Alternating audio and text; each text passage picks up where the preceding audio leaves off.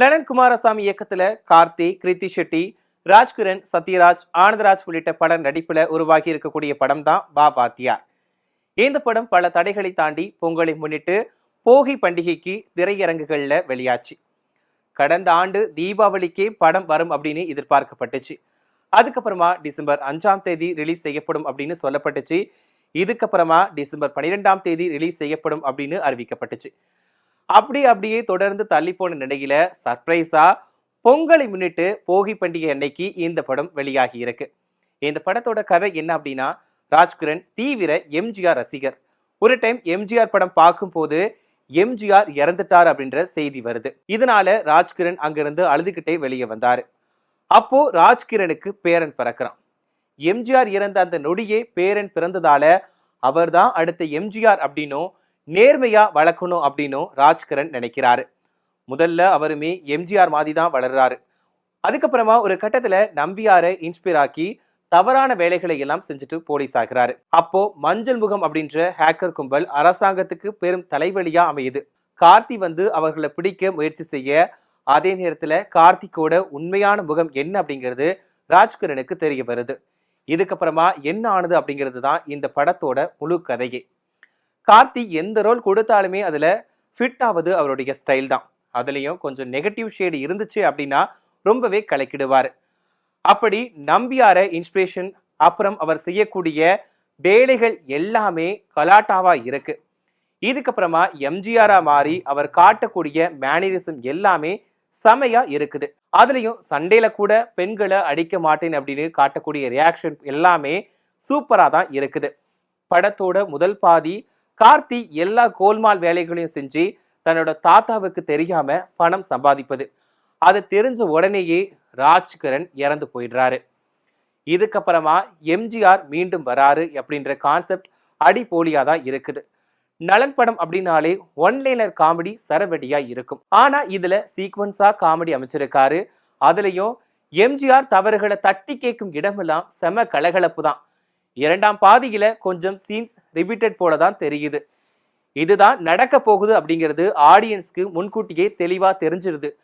அப்படி இருந்தாலுமே சுவாரஸ்யம் கம்மியா இருந்தா கூட எங்கேயுமே போர் அடிக்கல. டெக்னிக்கல் ஒர்க் பொறுத்த வரைக்கும் கேமரா, இசை எல்லாமே அனைத்துமே அற்புதமா தான் இருக்குது. அதுலயும் சந்தோஷ் நாராயணன் பின்னணி இசை 60s இசைய இந்த தலைமுறைக்கு ஏற்றவாறு கொடுத்திருக்கு.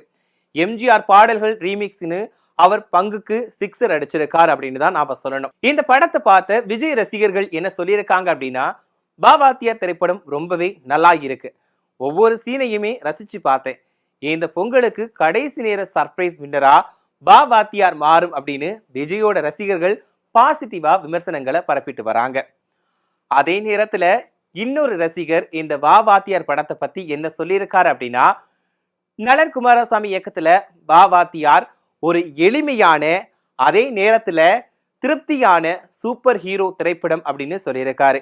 இரண்டாம் பாதியில வாத்தியார் கதாபாத்திரத்துல கார்த்தியோட அற்புதமான நடிப்பால சில சுவாரஸ்யங்கள் இருக்கு அப்படின்னு கூறியிருக்காரு. இது கார்த்திகோட ஒன்மன் ஷோ. தனி ஒருவனா உண்மையில படத்தை தன் தோள்கள்ல சுமக்கிறாரு கார்த்தி. குறிப்பா இரண்டாம் பாதியில வாத்தியாரா அவரோட தோற்றமும் பாவனைகளுமே ஃபயர் தான், அருமையான நடிப்பு அப்படின்னு குறிப்பிட்டிருக்காரு. இதே போல மற்றொரு ரசிகர் என்ன சொல்லியிருக்காரு அப்படின்னா, no logic only magic, MGR ரசிகர்களுக்கும் சமர்ப்பணம் இந்த படம் அப்படின்னு சொல்லியிருக்காரு.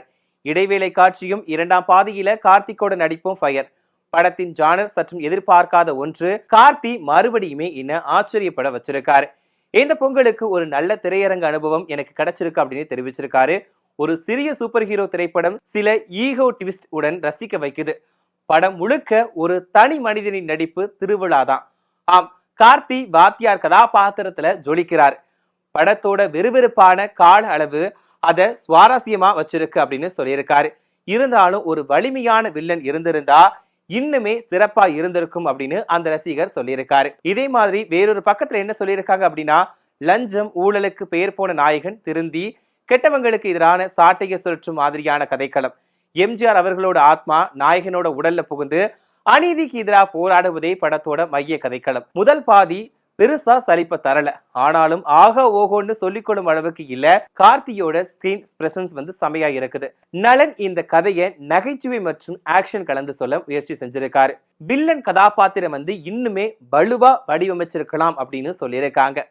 நீங்க வாத்தியார் படத்தை பார்த்திருக்கீங்களா? படம் எப்படி இருக்கு? இதுல பாடல் காட்சிகள் எப்படி இருக்கு? கார்த்திக்கோட நடிப்பு எப்படி இருக்கு அப்படிங்கறத மறக்காம கமெண்ட்ல சொல்லுங்க.